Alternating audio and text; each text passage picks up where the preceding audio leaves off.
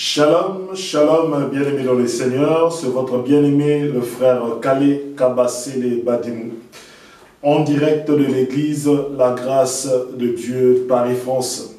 Je bénis le Dieu très haut, je bénis le Dieu tout-puissant d'avoir permis à ce que nous puissions être aujourd'hui ensemble afin de partager la bonne nouvelle.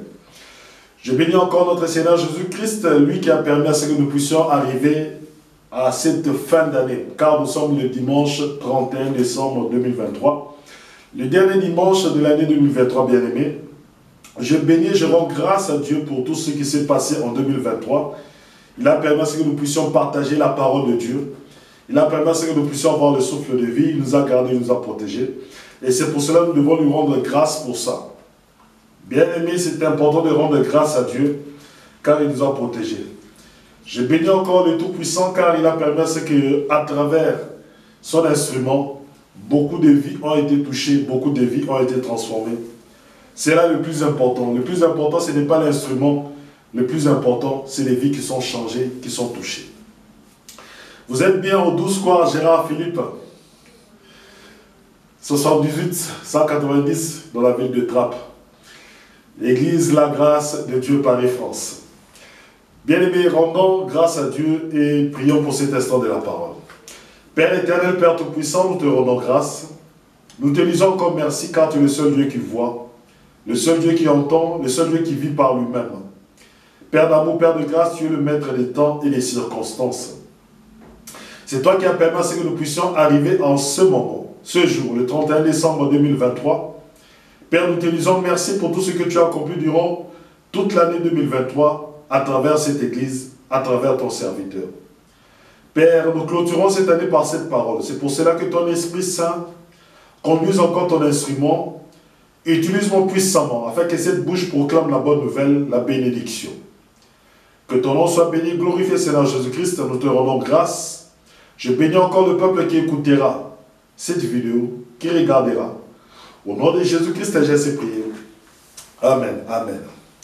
Bien-aimés dans le Seigneur, nous continuons notre enseignement sur les temps des nations. Et aujourd'hui, nous allons parler de quelque chose de très important. Nous allons parler du mariage.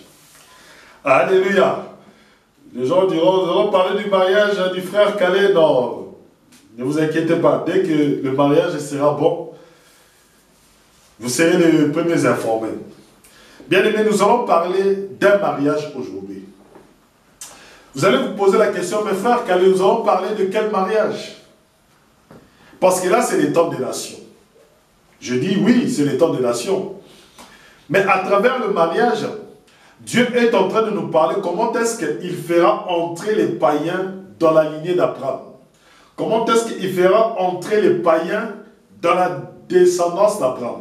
Comment est-ce qu'il va faire entrer les païens dans la généalogie d'Abraham. Alléluia. Bien-aimés dans le Seigneur, ce que beaucoup de personnes ignorent, ce que beaucoup de personnes, surtout, ça sera une parole pour les Israélites, pour le peuple juif, c'est que vous devez savoir que dans la lignée de notre Seigneur Jésus-Christ, il y a des païennes à l'intérieur. Alléluia. Dans la lignée de notre Seigneur Jésus-Christ, dans la généalogie de notre Seigneur Jésus-Christ, vous trouvez des païennes à l'intérieur. Ce qui m'amène à vous expliquer pourquoi est-ce que je parle du mariage. Le thème d'aujourd'hui, le thème de ce matin, ou le thème de cet après-midi, les païens sont greffés par le mariage avec un juif. Les païens sont greffés à Abraham, à Israël, par le mariage avec un juif. Et nous savons que ce juif-là, c'est notre Seigneur Jésus-Christ. Bien-aimés, commençons d'abord par Romains chapitre 11, au verset 25. Vous devez comprendre une chose en tant qu'enfant de Dieu, en tant qu'Israélite, en tant que païen des nations. Romains chapitre 11 à partir du verset 25. Je lis au nom de notre Seigneur Jésus-Christ. Car je ne veux pas, frères, que vous ignorez ce mystère, afin que vous ne vous regardiez point comme sages. Ce n'est qu'une partie d'Israël. C'est qu'une partie d'Israël est tombée dans l'endurcissement jusqu'à ce que la totalité des païens soit entrée. Alléluia. Je répète cette partie. Ce n'est qu'une partie d'Israël. C'est qu'une partie d'Israël est tombée dans l'endurcissement jusqu'à ce que la totalité des païens soit entrée. Et ainsi tout Israël sera sauvé. Bien-aimés, nous devons comprendre en tant que nation. Là, je m'adresse aux nations. Parce que dans notre enseignement, le temps des nations, nous avons les nations, nous avons Israël et nous avons l'Église. Et le temps que nous traversons en ce moment, le temps où Israël est dans l'endurcissement, ça s'appelle le temps des nations. C'est ce temps-là que le Seigneur utilise pour faire entrer les païens, les nations, dans l'arbre généalogique d'Israël. De faire entrer les païens, les nations, dans la généalogie d'Abraham. Pourquoi? Parce que Dieu avait fait cette promesse à Abraham. Dans Genèse chapitre 12, que toutes les nations de la terre seront bénies en toi. Et comme il doit accomplir cette promesse, il faut qu'il y ait une brèche. Il faut qu'il y ait un instant. Il faut qu'il y ait un moment dans le temps pour que les nations, pour que les païens, pour que cette bénédiction-là puisse prendre forme, puisse prendre vie. Or, cette bénédiction ne peut prendre vie que si les païens entrent dans la généalogie d'Abraham, que si les nations font partie de la généalogie d'Abraham. Alléluia. C'est pour cela, bien-aimés, quand nous regardons tout cela, quand l'apôtre Paul nous dit ceci, il dit, jusqu'à ce que la totalité des païens soit entrée. Donc, tant que la totalité des païens n'est pas encore entrée en Israël, n'est pas encore devenue les branches de l'olivier cultivées par Dieu, le temps des nations ne s'arrêtera pas, le temps de la grâce ne s'arrêtera pas. C'est pour cela qu'il est impératif pour nous les nations, pour nous païens, de prêcher la bonne nouvelle. Pourquoi? Parce que nous devons prêcher la bonne nouvelle jusqu'aux extrémités, afin que lorsque la totalité des païens soit entrée dans la généalogie d'Abraham, ce n'est que là que Israël sera rétabli. C'est pour cela que je dis à nos amis juifs, il faut que vous encouragez que le christianisme puisse se propager dans toutes les nations de la terre, afin que Israël soit rétabli. Tant que les nations, la totalité, n'est pas entrée, Israël ne sera pas rétabli. Alléluia. Israël ne sortira pas de l'endurcissement. Israël ne sortira pas de l'incrédulité. Donc, le rétablissement d'Israël dépend des nations. Et pour que Israël soit rétabli, il faut que la totalité des païens entre dans la généalogie d'Abraham. Alléluia. Mais comment est-ce que les gens, les païens seront greffés à Abraham? Comment est-ce que les païens seront automatiquement dans la généalogie d'Abraham? Il n'y a que par le mariage que cela peut se faire. Alléluia.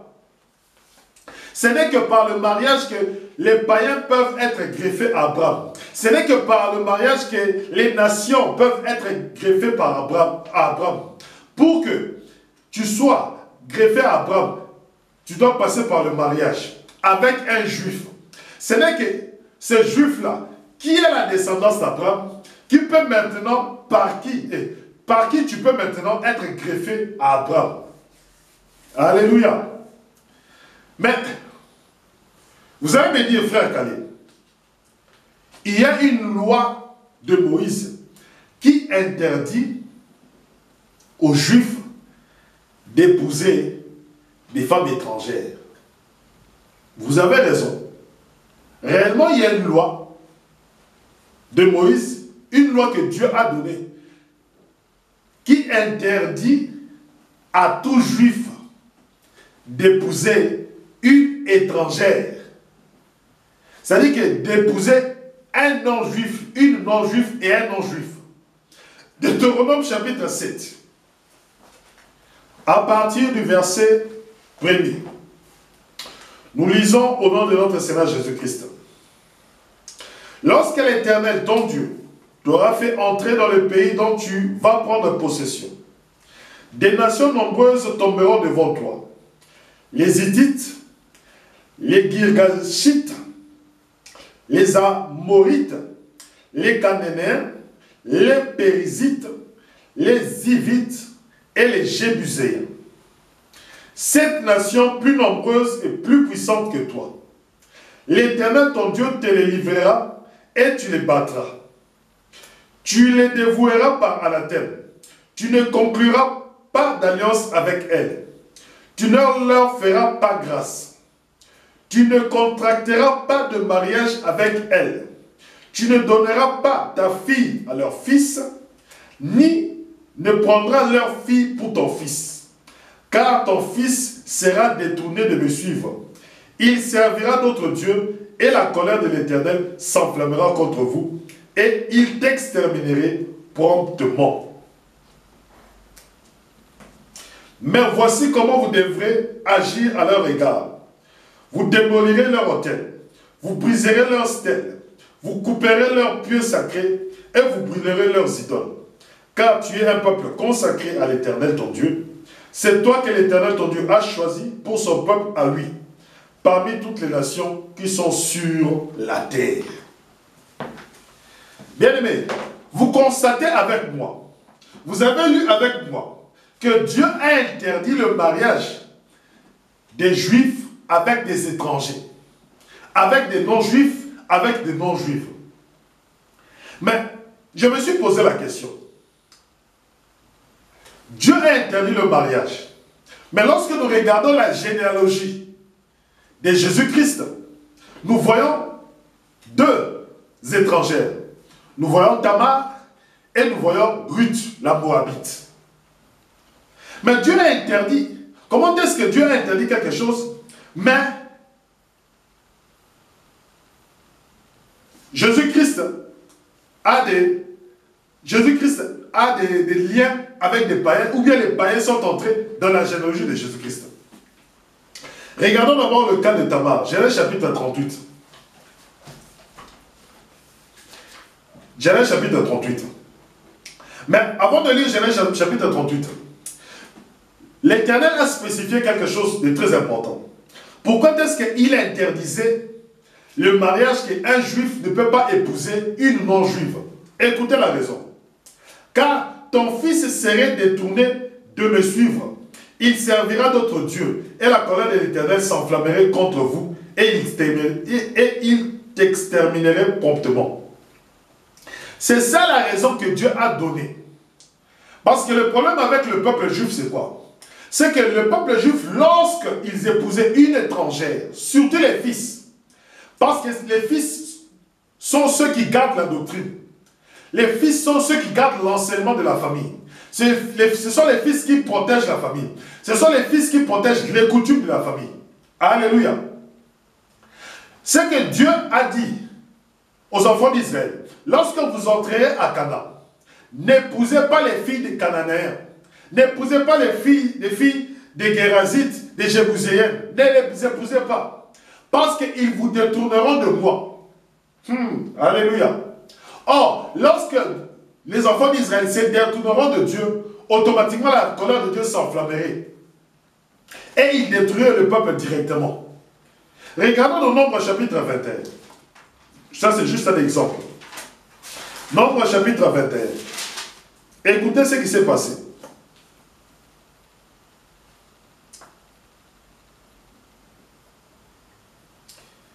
Non, c'est Nombre chapitre 25, je pense.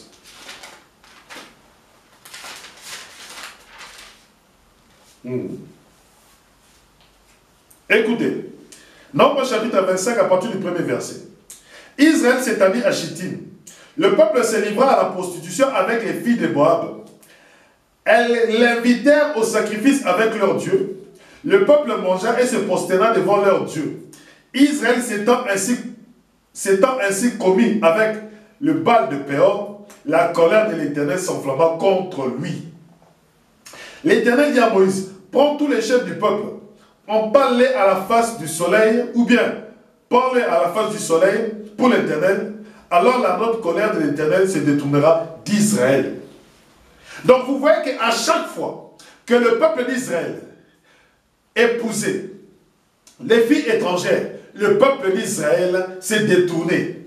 Et ce ne sont que les fils, parce que comme ce sont les fils qui doivent rendre un culte à Dieu dans le temple, comme ce sont les Lévites ne sont que des hommes, automatiquement ils se détournaient de l'Éternel et allaient adorer d'autres dieux. Et comme ils adoraient d'autres dieux, cela créait un problème. C'est pour cela que Dieu avait mis cette loi à cause des enfants d'Israël. Parce que les enfants d'Israël, à chaque fois qu'ils épousaient une étrangère, ils se détournaient de l'Éternel. Mais concernant maintenant Tamar, concernant maintenant Ruth, nous devons savoir pourquoi est-ce que Tamar et Ruth font partie de la généalogie de Jésus-Christ. Genèse chapitre 38. Alléluia. Genèse chapitre 38, à partir du verset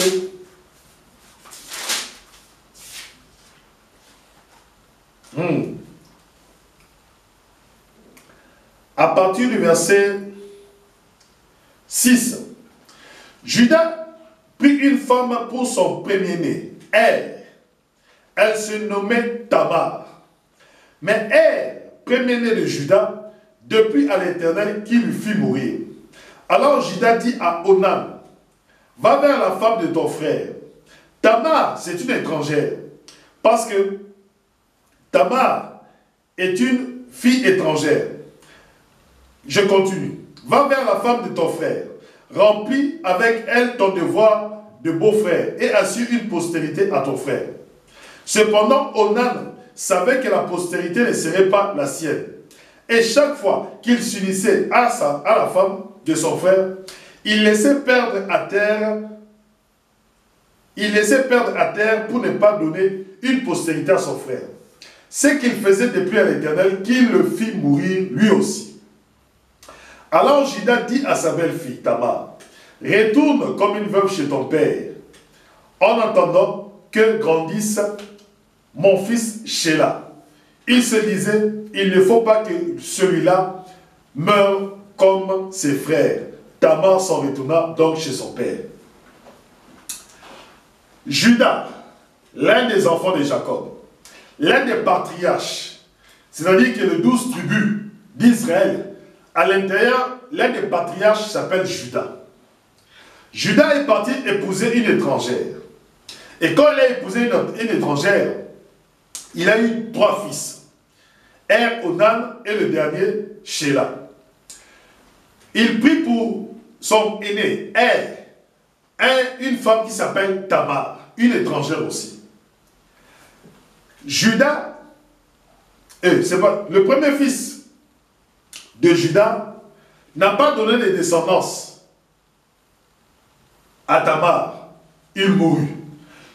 Et comme beau-frère, Onan, on lui donna aussi Tamar comme femme. Lui aussi, Onan ne voulut pas donner une descendance, une postérité à son frère. Lui aussi, l'Éternel le tua. Maintenant, comme le dernier, Sheila était encore petit, il dit à Tamar, va chez ton père, reste-y jusqu'à ce que Sheila puisse grandir. Mais ce qu'a remarqué Tamar, c'était quoi? C'est que Tamar a remarqué que Sheila a grandi, mais elle est toujours restée veuve. On ne lui donna pas Sheila comme époux. Et Tamar a décidé de s'habiller comme une prostituée afin d'avoir une postérité, afin d'avoir une descendance pour Judas. Écoutez maintenant. À partir du verset 15, non, à partir du verset 12. Bien des jours passèrent, et la fille de Shula, la femme de Judas, mourut. Lorsque Judas fut consolé, il monta à Tina pour la tente de ses brebis. Lui et Ira, son ami Adullam. On avertit Tamar. Voici, lui dit-on, que ton beau-frère monte à Tima pour tondre ses brebis. Alors elle quitta ses vêtements de veuve, elle se convit d'un voile, s'enveloppa et s'assit à l'entrée de l'Anaïm, qui est sur le chemin de Tima. Elle voyait bien que Sheila était devenue grande et qu'elle ne lui avait pas été donnée pour femme. Judas l'aperçut et la prit pour une prostituée, car elle s'était voilée le visage. Alléluia. Elle s'était voilée le visage. Donc, Tamar, voyant qu'on ne lui donnait pas le dernier né de Judas, comme elle savait que Judas était dans le coin, elle enleva ses habits de veuve. Elle s'habilla comme une prostituée et alla dans la rue, là où passait Judas. Et Judas aussi, comme il passait, l'a pris pour une prostituée, parce que Judas n'avait pas vu son visage, parce qu'elle était voilée. Et comme Judas l'a pris pour une prostituée, écoutez ce que Judas va faire. Il se dirigea vers elle sur le chemin et dit, « Laisse que j'aille avec toi. » Il ne savait pas que c'était sa belle-fille. Mais elle demanda, « Que me donneras-tu pour aller vers moi ?» Il répondit, « Je t'enverrai un chevreau du troupeau. » Mais elle reprit, « Oui, si tu me donnes un gage en attendant que tu l'envoies. » Il demanda, « Quel gage te donnerai-je » Et elle répondit, « Ton seau et ton cordon et la canne que tu as à la main. » Il le lui donna et alla vers elle, qui devait enceinte par la suite. C'est là où les choses deviennent intéressantes. Judas est parmi les 12 tribus d'Israël. Judas est parmi les fils de Jacob. À cette époque, lorsque Judas est parti avec Tamar, sa belle-fille, lorsque Judas est parti avec Tamar, il n'y avait pas la loi de Moïse. Alléluia. Je répète, lorsque Judas est parti avec Tamar, l'étrangère, lorsque Judas est parti avec Tamar, sa belle-fille, il n'y avait pas la loi de Moïse. Il n'y avait pas les prescriptions, les ordonnances de Deutéronome chapitre 7. Or, tant qu'il n'y a pas la loi, comme le dit l'apôtre Paul, il n'y a pas de péché. Judas n'a pas péché. Alléluia. Judas n'a pas péché. Puisque le péché vient avec la connaissance de la loi. Or, à l'époque de Judas, il n'y avait pas la loi de Moïse. Alléluia. Donc, vous comprenez maintenant pourquoi, dans la généalogie du Seigneur Jésus-Christ, il y a le sang d'une étrangère. Mais par quel moyen Tamar est devenue greffée à Israël? Par quel moyen Tamar est devenue dans la généalogie de Jésus-Christ? Par le mariage. Parce que Tamar était la fille, était l'épouse de Er, le premier-né de Judas. Était l'épouse de Er, un juif, le premier-né de Judas. Alléluia. C'est pour cela le thème. Les païens, les nations sont greffées à Abraham par le mariage. S'il n'y a pas de mariage, les païens ne peuvent pas être greffés. S'il n'y a pas de mariage, les païens ne peuvent pas entrer dans la généalogie d'Abraham. Or, pour entrer dans la généalogie d'Abraham, tu dois être une femme. Tu ne peux pas être un homme. Et là, les gens vont me poser la question. Mais frère Khalil, il n'y a que les femmes qui peuvent entrer dans la généalogie d'Abraham. Mais toi aussi, tu te dis que fils d'Abraham. Comment est-ce que toi, tu te dis fils d'Abraham et tu nous dis qu'il n'y a que les femmes qui peuvent entrer dans la généalogie d'Abraham? Très belle question. J'ai dit gloire à Dieu pour cette question que vous me posez. J'ai dit béni soit le Seigneur.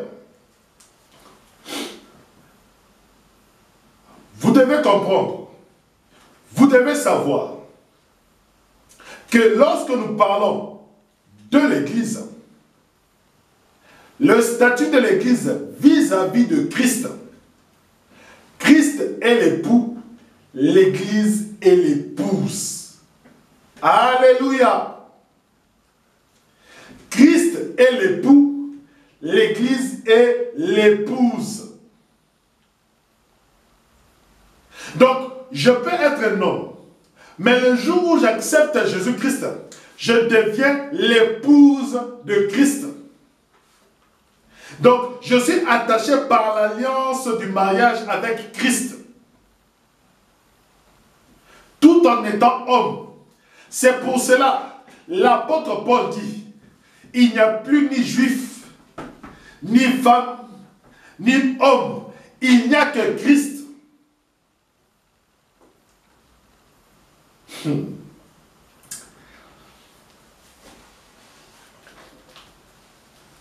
Prenons le cas de Ruth, la Moabite.